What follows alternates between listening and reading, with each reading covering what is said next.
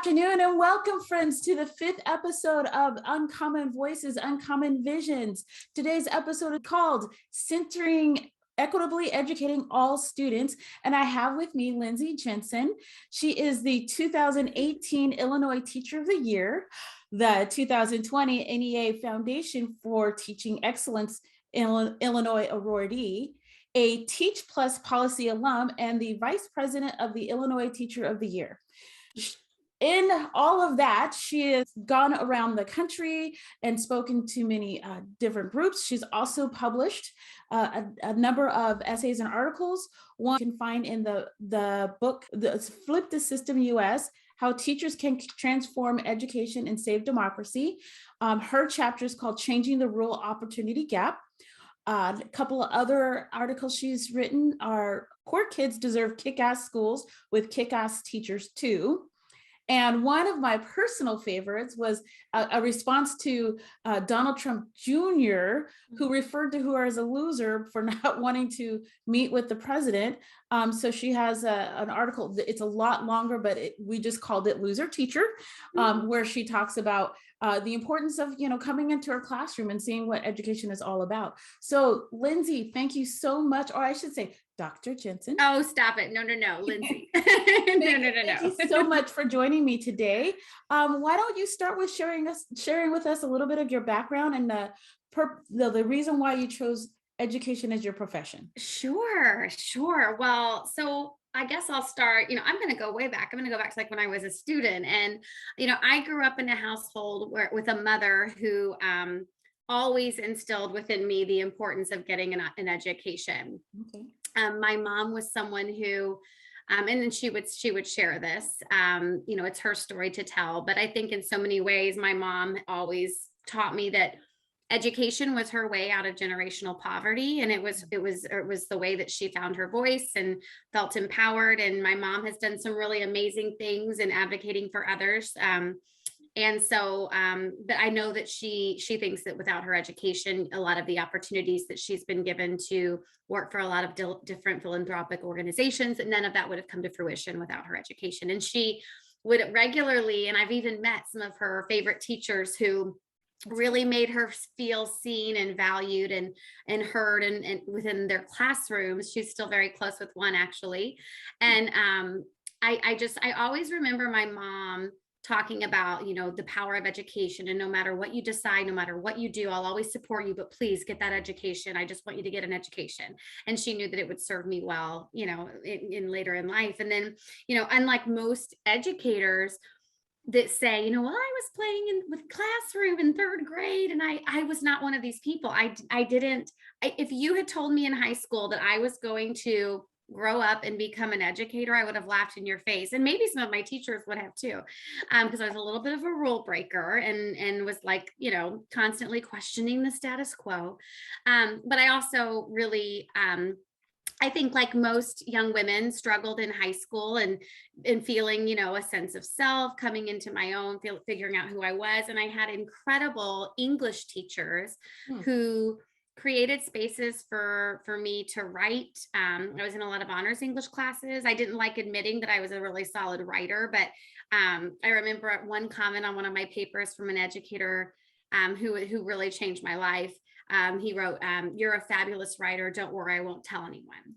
And so just a lot of like confidence building academically in high school, I think when I needed it, when I was focusing on other superficial things that people focus on. And then I went to college, and I thought that I wanted to be a speechwriter. I thought I wanted to be a speechwriter for politicians. And I went to SIU, Carbondale in Illinois, and got a degree in speech communication. And shortly after earning that degree, I was kind of this broke college kid in limbo with a bachelor's, but needed to like make my way to Springfield, and I was figuring it out. And there was this there was a job as a teacher's aide at a Southern Illinois middle school. And this right off with the human popcorn, why not? Like this was the experience that changed not only the course of my professional life, but like my life altogether. And I thought, well, there was this job posting, you needed a degree, or, they preferred a degree. And I thought, well, I've got a semester to kill before I, make my way to Springfield. And I applied and got the job. And I remember walking into the school day one, like ready to take on the world, because like most people, I had been a student of public education. So I certainly must, I knew what public education and running a classroom would entail. And I could not have been less prepared for this first day at education. I remember my mom and I, we went and bought this stupid and white Ann Taylor suit, because I thought people in education wear suits, right? And I remember walking in day one to the classroom, and the teacher that I was going to be working with, she was at the whiteboard, and I noticed as I walked in that she was in jeans and a t-shirt. And as I entered the room, she turned around and she looked at me and she went, "Oh, sweetie," I was so, and then on top of that, I didn't know anything about the students. I didn't know anything about their families. I didn't know anything about the community, anything about the music they liked, or I just knew nothing, and came in so unprepared, and shame on me. And then come to find out, she explained that it was a self-contained 6th or 8th grade classroom where I would be working with students who, were navigating emotional and behavioral challenges. And it was a really unique environment, but one that I think would send most adults running for the hills. And yet it was in that classroom where I realized really quickly that working with kids was a whole hell of a lot more fun than working with politicians. And I was only going to stay for a semester. And at the end of the semester, it became clear to me, because the kids were they were just so wonderful to me and really patient. It became clear to me like that was what I wanted to do with the rest of my life. And then I had kind of missed my calling. So it was this ironic moment where I just finished college, and then was like, oh, I went to school for the wrong thing. I was one of those. And so as the year ended, I realized I was going to have to go back and get a master's degree in teaching, and ended up settling on secondary ed English, because again, I had some amazing English teachers. And then the rest is history. I taught at Dwight Township High School for 13 years. I was in education for 16. My career actually started at a children's home in central Illinois, where I worked with middle school and high school students who were living on campus and navigating all kinds of challenges, which I'm sure we'll get into. We have that similar background. Mm-hmm. But and then I moved to Dwight and taught there for 13 years. And then in 2018, my life changed overnight when I was named the Illinois Teacher of the Year. I didn't even know that was a thing. And then I was kind of thrust into the world of ed policy, where I've been learning a lot in the last 4 years. So that was a lot, but that's kind of me, student to now, and how things have just come to fruition. And that's me. That was great. That was great. There's lots of parallels. And I think hopefully as our conversation evolves, I can share a little bit more things with you as well, because I was one of those kids that played school, but I wasn't going to be a teacher either. But my mother, when I did become a teacher, my mother was just like, well, you always used to play school. Kids used to want to play house, and you wanted to play school. It makes sense. She's like, it makes perfect sense. Totally. So I know that you have your PhD. Can you tell us a little bit more about that process and kind of what your dissertation was about and those things? Sure. Yeah, so I really struggled selecting whether I wanted to do a PhD or an EDD. And I actually did settle on an EDD because they always say, it depends on what you want to do with it, right? And I never was going to be, this researcher that I honestly, I wanted to get a doctorate and something that made me feel like I was a better practitioner, because I always say I'm a teacher through and through. And I settled on an EDD in teaching and learning, which blew a lot of people's minds, right? They're like, why are you getting an EDD in teaching and learning? One of the real, I think, tragedies in our profession is that in order to move on and experience any kind of career advancement, one has to leave the classroom. And at the time, I just didn't have any interest in that. And so a doctorate in EDD in teaching and learning just seemed to fit my career aspirations at the time. So that's what I did. And I actually, this dissertation title is so pompous and arrogant, but it was the title of my dissertation is Faux Feminism, Gender and Technology in YA Dystopian Literature. And what I did was I was trying to examine this lens between YA. So I was examining a phenomenon through an English educator's favorite tool, literature. But the phenomenon I wanted to study was, what persuaded or dissuaded young women from entering the fields of STEM, and which my entire dissertation topic stemmed from a conversation I had with my little sister who is in computer programming. I'm English teacher, she's math and science. We couldn't be more different. But it stemmed from a conversation I had with her where she was kind of complaining in college about how all of her classes are guys and she feels lonely, and I thought, wow, that's kind of interesting. And so, and then of course, some other conversations I'd had with students. And so it was just something I was interested in examining at the time. But what I ended up doing was focusing on basically the implicit messages, again, that either persuaded or dissuaded young girls when they were engaging with these texts. And I chose YA dystopian literature because they are ripe with strong women protagonists. But oftentimes I use the 5 lenses of oppression. So cultural imperialism, exploitation, marginalization, violence, and powerlessness to examine how their relationship to technology in those texts, whether it either yielded oppression or liberation. And oftentimes what I found was that it yielded oppression. And so they weren't receiving healthy messages about their place in this male-dominated world of STEM in a lot of the popular YA dystopian lit texts that they were reading at the time. And so, but what has been interesting in that is, and I'm working on a book right now where those 5 lenses of oppression, as I was doing my dissertation, I was thinking about how all of those things, again, cultural imperialism, exploitation, marginalization, violence, and powerlessness contribute to our profession, right? And historically, how those things have showed up in our profession. And particularly powerlessness, because Paulo Freire says that powerlessness is the most insidious form of oppression because the one being oppressed is convinced they don't have any power and therefore they contribute to their own oppression. Right. And so that has resonated a lot with me when I think about our profession and teachers and how we're often, how educators are often silenced. And now I'm just obsessed with this notion of like the demoralization of our profession, and which I can talk about later. So yeah, so that was kind of the crux of my, my dissertation and my work and getting my ADD. But yeah, I never really had any intentions of leading the classroom. And then eventually I got really passionate about teacher recruitment in my state. And so I've been doing a lot of work around that in the last 4 years. So can you give me an example, one of the texts you used? Yeah, let me think here. I'm trying to think. There was a really good one called Matched.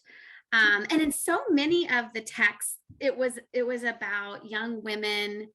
It was about young women. Oh no, I want to go to Mechanica. Mechanica was a really good one. Okay. It was a flip on Cinderella, where ultimately the protagonist is really good. She's an inventor and is really into building things, and eventually, I don't want to give away the ending, but it was one of the more positive texts that I encountered in my study, where this young woman builds something that contributes to her own liberation. And the classic story of our protagonist, woman is looking to find a man. Well, there's like kind of a twist at the end where there's a flip on that age-old story of, women, we just can't be fulfilled unless we have, a man in our lives. No comment. Interesting. I am a big YA fan, and as an English teacher, obviously, and have always been curious about the kind of messages. I'm really interested in dystopias. Mm-hmm. I think to me, it's fascinating that I've raised a generation of kids who were spoon-fed dystopias from very early on, starting with Harry Potter, which is, I mean, not to say it's not a great book or a great series, but essentially it's a dystopia. And essentially the adults have messed up the world and the children have to save it. And yet we expect, well, like we spoon feed this to our children, and then we expect it to come into the classroom and be passive recipients. I don't know why this is. Are not you feeling well. parallels? Are you feeling though parallels like within, you know? And I wasn't prepared for just how much of what my study, which really did, again, initially it started from just wanting to examine this phenomenon. But a lot of those lenses of oppression got me thinking about, you know, where those intersect in various ways in systems and in education, and how that either contributes to the liberation of some of our kids and the oppression of other kids and other students. So I'm examining that and exploring that a bit more as well. Awesome. Yeah. So one of the articles you've written, you frame yourself as unapologetically passionate about education. What makes you that way? Well, first, just working with kids. I mean, I always say I truly firmly believe that high school students, that just basically adolescent, like, they're the coolest people on the planet. They're on the brink of adulthood. They're craving power. They're coming into their own and finding their voices and figuring out who they are. And for me, it was just an age that I have so much respect for elementary. I could never do it. But for some reason, the high school kids, that was just my jam. And I always was just fascinated at how, you know, they were so opinionated, but yet not yet jaded by the politics of the world yet. And it always just made me feel like these are the most amazing humans ever. And I want to do everything I can to advocate for them and to give them these experiences, you know. I saw a lot of times where, you know, I think so much of our profession is based on trust between teachers and administrators, trust between families and educators. And that is unfortunately, which I'm sure we'll get into, what I feel is being diminished at this time, in this time of polarization in our country. And it's none of it's good for kids. Agreed. But I always really tried to think about, like, what are ways that we can give our kids agency in our classrooms? And when I did that, they never failed to disappoint me. And so oftentimes when I was going into rooms, like I had to go to the Department of Ed and meet with Betsy DeVos, which was its own interesting experience. And we had very different opinions about, you know, the funding of education and, well, just education in general. But I think I am not somebody who like seeks confrontation, and yet in my experiences, there were moments where I was in contentious rooms talking about education. And my mantra has always been, I work with adults, I work for kids. And when I have to go into rooms and advocate in ways that are scary for someone like me, and I won't sugarcoat that, I'm not as brave as I pretend to be. And a lot of my friends are like, yeah, you are. And I'm like, no, I'm really not. Right. But when you're going into a room and you fear there are going to be contentious conversations, be it about curriculum or masks or funding for XYZ, I always found that whenever I kept kids at the forefront of those conversations, it made it a lot easier to be fierce and unapologetic about what it was that I was asking for or, you know, combating. So, you know, that I think has made it easier for me to go into rooms and have those conversations. Also seeing the discrepancies in, you know, equity in education. We have some really flawed systems. You know, and if anything, the pandemic has shined a bright light on the inequities that exist in education. And so that has been kind of rejuvenating in the last 2 years to like really pay attention. I think early on in our careers as educators, we spend a lot of time, or at least I I just didn't want to get fired. Right. And so I felt like I'm going to do whatever I have to do to not get fired and to get asked, to come back next year, because I love this job. I love this work and I want to come back next year. And so consequently, I didn't take a lot of risks beyond my classroom.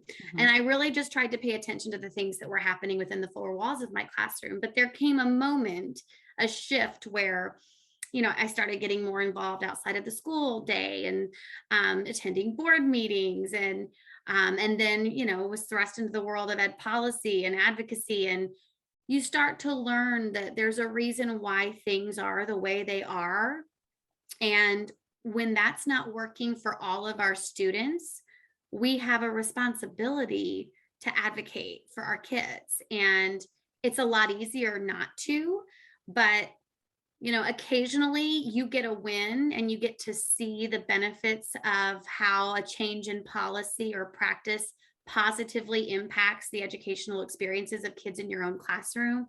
And that's quite a motivator to keep up the good fight, so to speak. So that's always that was my mantra, was I work for kids and then additionally working with aspiring educators. So I do a ton of work now around supporting early career educators and aspiring educators and teacher prep programs. And again, they're also not yet jaded by the politics of education. And so, I feel like I have a responsibility to challenge systems to make education better for them, but most importantly for students. And so, and there are a lot of improvements to be made. And I think if people weren't paying attention pre-pandemic, they are now, because again, those inequities have just been exacerbated in the last 2 years. And so that in and of itself, there are moments where I'm like, why do I do this? Why do I engage in these, fights? But it's worth it. And we have to. I think we have we have a responsibility to advocate for kids. And so. Absolutely. So I don't remember if we ever had this conversation, but the reason why I got into education was I started schooling kind of in remedial or in special ed. I was a struggling reader, so I kept getting phonics-based reading instruction for like the first 3 years of school, which was agonizing and awful. But I graduated like you in honors classes. So they did have the AP exam then. I never took the AP exam, but I knew I could take the AP exam.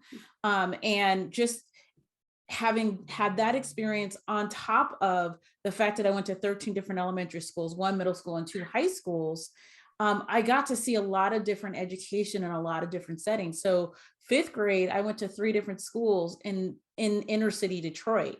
That was vastly different than the experiences I had in California. And seeing how, there was 45 kids in my classroom in Detroit, 45 kids. There was very little light. There weren't enough textbooks. Like our teacher for PE, our teacher will routinely get us into the gym and then disappear. I have no idea where that person went. And lots of fights happened because kids were unsupervised and were just milling about and doing silly things. The other thing about going to school in Detroit was I'd never seen this before, but the play yard was a blacktop. There were no balls. I see lots of skinned knee. I would have been the kid coming home bloody every day from falling on the blacktop. Right. And even the school I lived at one point, I went to a private school in between two public schools. And even that school didn't have a playground, didn't have grass, didn't have some basics that in California were part of every child's experience in elementary school. So I got to understand from the inside kind of those inequities. And then put on top of that, like you, my mother and my family very much valued education. My great grandmother was a teacher herself, and all of her siblings were college educated. And so I had this legacy of education very, very early in my childhood. And when I hit the school system, a lot of my teachers would say to me, you're such a credit to your race. Right. And of course, I was a little kid, and so I didn't understand the power dynamics and, what that meant. Plus, on top of that, my mother, Mm. because she raised me as a single mother and poor, she was like, you can't be like those kids over there. So I got this double down focus on don't be like other kids like me. So, Mm. in fact, I got to achieve because the other kids didn't achieve and weren't allowed to, or weren't seen as being as competent or as friendly, or fill in the blank. And when I got into education, I began to realize what harm just my presence had done to other kids, and really wanted to, I am not an anomaly. I can't be an anomaly. You're not. And for me to exist means that I have to make that path, open that door and make that path wider. And so I completely understand, kind of from an inside perspective, of why it's so incredibly important for education to be something that we invest in. If we teach kids how to invest in themselves through their education, then our whole existence in this country as it is right now ceases to exist, because kids actually come into a system where they have voices and they have futures, and they know what their vision is for themselves, and they might not know the steps to take, but they have the resilience, they have the confidence and the fortitude to keep trying. Because I didn't know what a PhD was. I had applied and got into my PhD program and still didn't know what a PhD was. And I had a master's degree. So it's not necessarily knowing the steps, it's having that vision and continuing to follow that path, even if you don't know exactly how to get there. So, well, and I would imagine too, with all of the all of the moving and the different schools, you more than anyone can probably think back to the classrooms you felt safe in, and the classrooms you didn't feel safe in, the classrooms you felt valued in, and the classrooms where you didn't feel seen and heard. And and when you talk about the status quo and everything, I always say, I believe that education is the foundation of our democracy. And part of what worries me so much about the current climate is, how are kids feeling in our classrooms right now? And to see this breakdown of trust that I spoke to earlier, between parents and educators and administrators. And, I don't think any of it's good for kids. And I think we have to get back to a place of, and that's not to say there isn't improvement to be made, right? I mean, there are issues, there are major issues in education. But I think we have to get back to a place of really valuing and prioritizing, making good change in education so that all students can have access to, equitable access to high quality education, because it's the foundation of our democracy. And the reality is, we have a lot of kids who don't feel safe and who don't feel seen and valued and heard in our school buildings. And this is nothing new, but we have a responsibility to right that wrong. And it requires challenging systems, which requires a certain amount of manpower, and which is challenging when you have educators who are constantly pushing the boundaries of what a 24-hour day can hold, saying, oh, one more thing, right? But if not us, then who? And if not now, then when? I agree entirely. So what do educators need to do in order to empower students? Well, I like I said, I had this notion where I would trust my students until they gave me a reason not to, and then we would chat, right? But kids, I think they want agency in the classroom, and Especially now. Yes, and I don't think we can treat our classrooms, we are not the gatekeepers of information. We are facilitators of learning. And I think that requires talking to our kids, listening to our kids, and really giving them agency in the classroom. I remember being vulnerable, and there, about a couple of years ago, ironically, my students, they came up with this idea. They said, Miss J, instead of writing the paper at the end of the semester, if we did everything you want to see that's in this rubric, could we do a podcast instead? And I was like, I mean, if you can meet all of these objectives with a podcast, yeah, I don't have a problem with that. And so then the majority of the class decided they wanted to experiment with podcasting. And I was like, so is this something we all want to do? And they were like, instead of the paper, yeah, let's do it. And so I actually had like, so that's just an example of like the vulnerability that's required that made it a better experience based on listening to the kids. And so I was able to identify a former student of mine who was in the podcasting world. He was into sports podcasting, a kid named Nick. He's great. And I called him and I said, I had his information, his mom, I talked to his mom, got his information and just said, hey, I know you have a lot of experience podcasting.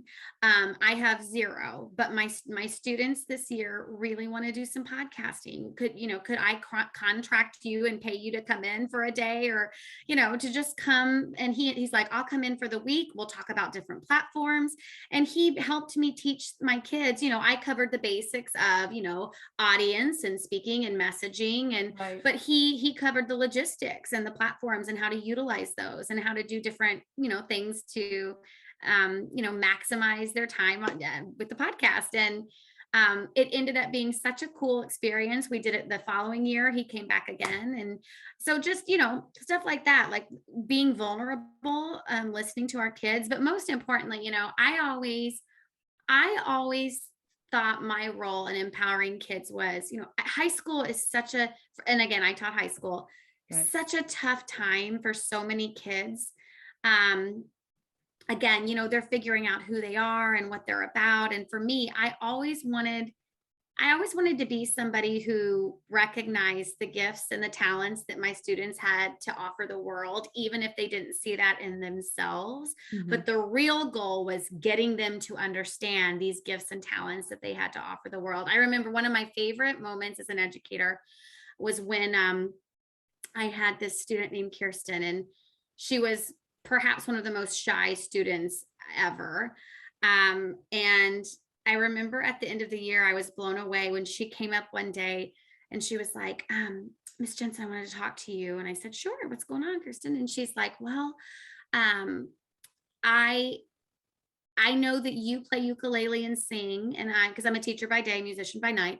I said, yeah, I do. And she said, well, I also play ukulele and sing. And I was like, that is so cool. How do I not know this? Right. And she's like, well, I'm just kind of play alone in my bedroom. And she said, but it's always been my dream to participate at the end of the year in the school talent show. And I know that I can't get on stage by myself, but I think I could do it if you would do it with me. And like, these are the moments we live for as educators. Right. And so, Right. of course, full disclosure, I'm like, she's going to stand me up the night of this talent show and I'm going to be on stage by myself. But that's not what happened. We practiced. She picked a song, Hey There, Delilah by the Plain White Tees. We practiced and ended up like getting on stage at the talent show, and we did a duet. And then she got to see her peers cheering her on. And I don't tell this to be self-indulgent. I tell it to say, this is the power we hold in our classrooms, and what other profession do you get to do stuff like that for kids? So anytime I'm speaking to educators, I always say, like, what are your talents and interests? And do you have students who have those same talents and interests? And how can you capitalize off of those to create opportunities for them to realize their own gifts and to experience giving their gifts to the world? Because that was a moment I think she'll remember for a while. And it's certainly one I won't forget. Right. I this last school year, at the beginning of the school year, I tried to implement, like, how most schools have some kind of RTI or, Mm-hmm. well, that's woefully underutilized by both teachers and students. So my idea was to implement using a platform that another high school in central Iowa used, to take that time to do that kind of affinity group activity based experience, where teachers could say, like, I'm really passionate about coloring, for example, and then have a 25-minute coloring session with students, where they could color together, and they can share designs, and they can share techniques, and those kinds of things. And unfortunately, I didn't get to see that to fruition, but I think, like anything, when we create a community and we invite others into our community based on some of our similarities, and sometimes even based on our differences, the community itself, is a community. It's not just a school. It's not just a place. That's not just a classroom, but a true community with a lot less hierarchical structures and a lot more people to people, human to human Definitely. interactions. Definitely. I wanted to kind of segue into something a little bit different that we hadn't talked about previously, and it's based on something that you said in terms of, and now I'm trying to remember what it was, in terms of teachers, the power of teachers. I feel like as a school administrator and as someone who's been in advocacy and in equity work, a lot of our teachers, particularly our white teachers, give away a lot of their power, not because they don't have it, but because there's so much anxiety or fear about working with adolescents, and particularly adolescents of color. What do you think about that? Well, I think a number of things. One, we need to diversify our profession. It's a real problem, right? Teachers who look like me are a dime a dozen, and this combating of becoming anti-racist educators, which, by the way, takes work. Like, there's no end game to becoming an anti-racist educator. It's constant work. It's constantly looking in the mirror, challenging bias, because we all have it. It's not something where you can just suddenly go, well, I'm going to be an anti-racist educator, and then it's just done, right? It's work and requires some tough looks in the mirror. And I think, I'm going to approach this twofold: students and then colleagues. I think with students, it's a real truth, hard truth, that because our profession is predominantly white, there is a lot of harm done to students of color, particularly in places where there is pushback about becoming anti-racist educators. And that's a problem, which is another hour-long podcast. The other, maybe I'll have to put a pin in that one. There we go. Come back to it. Yeah. And then, just the diversifying of our profession. I think when we think about this utopian makeup of our profession, we have to start recruiting from within our profession should be as diverse and rich as the communities in which we teach. So I think we have to do a lot of recruitment, in all communities. But, I also think about times in my past where, as a colleague, one of my colleagues of color, and I'll never forget, thinking about an experience where this colleague of color tried to speak up in a meeting and was kind of brushed over. And in that moment, I had to think, like, am I an ally? Because an ally goes to that colleague after the meeting and goes, I can't believe that happened. I'm so sorry that happened to you, right?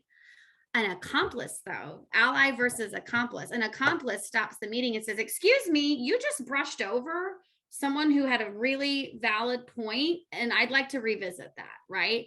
And like utilizing your white privilege to say, and maybe the person who did it isn't even aware of it, but that doesn't make it okay. Right. So that's been a lot of my like self-reflection lately in the work I'm doing is, are my actions demonstrating to my colleagues of color that I am an ally or that I'm an accomplice? Because I want to be an accomplice. And if I'm really challenging systems, that requires discomfort, right? And in that previous scenario, there could be an administrator who says, hey, I really didn't like how you called me out in the meeting, right? To which I would respond, well, I didn't really like how you brushed over so-and-so's comment. Right. So if we're comfortable, and if there's, what I'm finding is, if there's no risk involved, if I'm not risking something, my own comfort that I take for granted, am I really an accomplice? And so, and I think that stands for students as well, so I think if we're going to be anti-racist educators, we have to acknowledge, especially if we're white, that this system was set up to benefit us both as students and professionals. I also think we have to be intentional that when we're trying to do anti-racist work in schools, oftentimes that results in the exploitation of educators of color who are tasked for no money with explaining to white people what it is to experience racism in schools. That is not the responsibility of colleagues of color, and it's not the responsibility of our students either. Or they're tasked with being the face of diversity efforts in schools without having the necessary support to do the actual work. That's been my experience. Is we'll hire a Black, director of diversity, but then whenever there's an issue or whenever someone's uncomfortable about what that person says or does, we don't necessarily handle it by talking with that person. We take the other side and go, oh, I'm so sorry, and then punish that person of color based on what someone else's perception. My favorite phrase right now is perception is reality. And I'm like, yeah, perception is reality if you want it to be. You have to remember that if you have implicit bias, which we all have, you are advantaged by a system that continues to replicate your own advantage, then your perception is skewed as to what it should be and what it could be. There's all these different nuances. I like to say, my mother used to say 50 million Frenchmen can't be wrong. Neuroscience and cognitive psychology proves that 50 million Frenchmen can be wrong. All you need is groupthink. You need an environment that it's toxic enough that allows for bullying and really like corrosive activities. And then you need people to be bystanders to all of that, who watch from afar and go, oh, that's so bad, but do nothing to stop it. Or who think they can't do anything. Right. That powerlessness I spoke to earlier, there's a lot of that happens in education, Absolutely. And I think that this is not a profession for the faint of heart. And we need educators who are willing to be advocates, not only for colleagues, but for students, and who are willing to stand up and challenge systems, which requires risk. And not to segue or not to like get off task, but in my current role, my big question right now is, this new generation of educators that I get to work with, they are hungry for social justice and racial justice, and they are coming out of schools ready. They're ready to teach the truth. And my question that I wrestle with is, how do we protect the most vulnerable population of our profession, those who are entering the profession and who want to do better, who know better and who want to do better, but are still going to get challenged by these, pre-existing systems or silenced. Yeah, absolutely. Absolutely. And I think that's a really important question. I think in my role as an administrator, I had 13 hires, and I tried to bring in as many, folks who were going to do the substantive work of connecting with kids, of really trying to empower and give kids agency. But I also had to prep them and say, okay, you're going into an environment that is not quite there yet. And that's why we need you to keep this going. Know that I will support you. The administration team will support you. We'll be right there beside you and behind you all the way. But your colleagues sometimes will not be as supportive as we want them to be. Let us handle that. Bring that stuff to us so that we can handle that. But it's a very interesting time. Yes, it is. Yes, it is. So a lot of your writing and your focus is on to ensure that all students have access to high quality teaching and learning. Many schools are struggling to operationalize that goal. Why do you think that is? And how can the way we educate impact our current systemic limitations? This is such a loaded question. I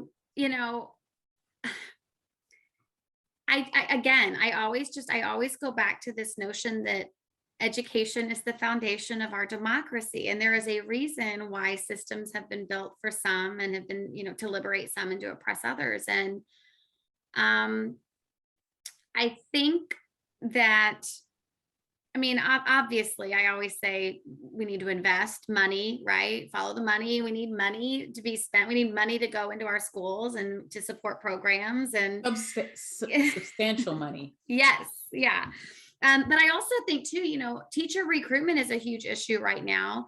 We've got to fix a system that isn't really kind to educators. Right. My buddy Bill Curtin and I, we always talk about we have all these big recruitment goals, but our next task is going to be retention, because there's a leaky bucket, right?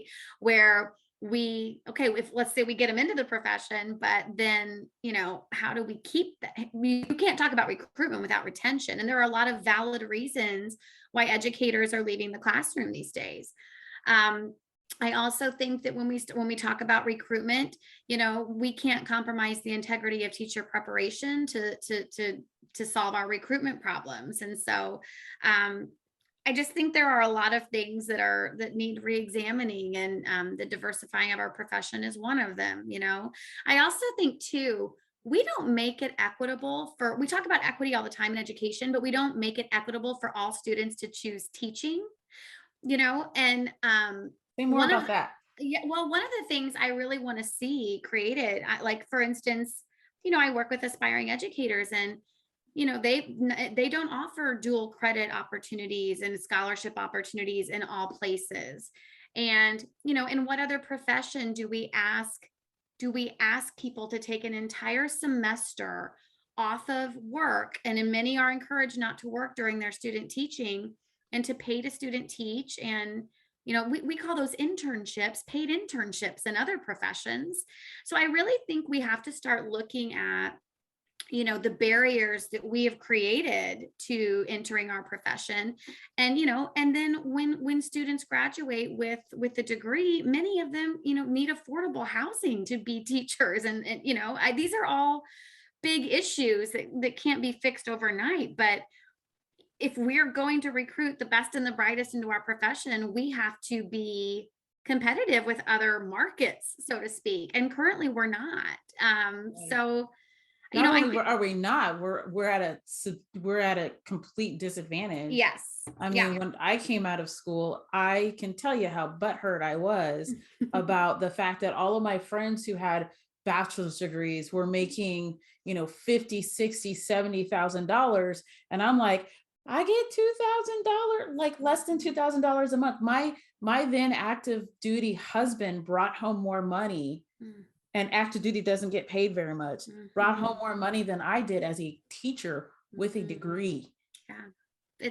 There's something wrong with that. There is. So again, like the demoralization of our profession, but also, we are professionals. And so, and I think there's this misconception that when we do something that's good for teachers, well, that can't be good for kids. When we do things that are good for teachers, that make them love their work environment and that make their jobs easier, that's good for kids. No one wants an angry, disgruntled educator showing up every day, right? Exhausted, overworked, underappreciated. We can go on and on. Right. But, I think there's this unfair narrative outside of education that, these teachers griping again. And, I think we need to, that's a really unfair assumption. And we need to make it a point we should treat our educators well. They're helping to, raise the next generation of critical thinkers in our society. And that's a really important job. And I think that the importance of our job gets lost in translation, which contributes to a myriad of other problems. So that would be my answer to that. And I'm about to launch us off into something that I shouldn't, but kind of so when I did my PhD, we had a whole course on the history of education. And it seemed that the valuing and kind of withdraw of support, or the expectation of more for less, became really a thing when more women got into teaching, and more and you had compulsory education on top of that. And so it was just, the notion was there, if you're going to be a teacher and women are going into that field, well, they can do more. And we can not give them the status, not give them the pay, not give them the supports that we would another profession like a doctor, not give them the ability to innovate like doctors do, and do these things, because it's by and large women's work. And I think you're speaking too to the social efficiency movement, which was all, how can we get the most work and be the most efficient, which speaks to those lenses of oppression that I mentioned earlier in this podcast about especially exploitation and powerlessness. And, you know, I just think that this is the most noble of noble professions. And we're so much more than glorified babysitters, which I think is another, misconception and an unfair assumption at times about our profession. And, you know, I one of the things that really excited me, this is the optimist in me, but that really excited me about the pandemic, which was awful, Which but is awful. which is awful, but the when everyone kind of was really apprehensive whenever it was like, we're going to teach they're going to be at home, we're going to teach from our classrooms, there's going to be a camera, and how's this going to work. But I thought it was a really cool opportunity to bring families into, here's what we do every day in our classrooms. And maybe that's a little too optimistic, and I'm not saying it wasn't challenging and that it wasn't tough, but I do think that families got to see what we do. And to me, I was really excited about that opportunity to show, like, here's what my classroom's all about. And I think we need more of that. We need more transparency. I think, and I'm going to be hard on our profession for a moment too. I think at times we make unfair assumptions about families, and we need to value them as equal stakeholders in every child's education because they offer us valuable knowledge about their children. Absolutely. And I think ultimately our goal should be to surround every kid with that kind of support, but yeah, we've got a long way to go. Well, we're a little bit close to being out of time, so I'll just skip to our last. That's good. I just realized it's getting dark. Really dark, you're right.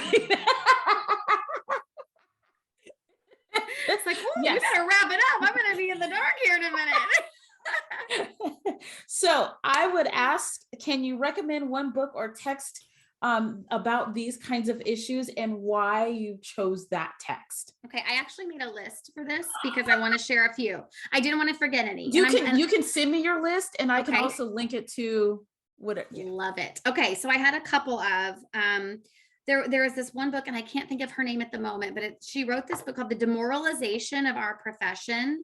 Mm-hmm. I would highly recommend that one. There's another one called, it's called Demoralized: Why Teachers Leave the Profession They Love and How They Can Stay. Okay. Demoralized: Why Teachers Leave the Profession They Love and How They Can Stay. Okay. My buddy Michael Soskell, I gotta mention his book, Flip the System, US, How Teachers Can Transform Education and Save Democracy. And not because I wrote a chapter on rural equity for that one, but because there are so many different lenses represented in that text. I think it's really worthwhile if you're starting to look beyond the four walls of your classroom and you're starting to think about systems and how they impact students. It's a great read. And then there was another one, A Wolf at the Schoolhouse Door, that I actually just recently wrapped up. So those are all, and again, these are if you're interested in thinking about systems, and I would encourage those three. Actually, sure. My guest on my second or third podcast recommended that third book. It will make you think. Awesome. Well, Lindsey, thank you so much for joining me today. This has been the 5th episode of Uncommon Voices, Uncommon Visions. I'm your host, Dr. Valerie Nyberg, and I thank you for spending time with us today. Please feel free to like and share this podcast with others. And I thank you so much for visiting with us. No. Thank you for having me. Loved the chat. Awesome. Thank you.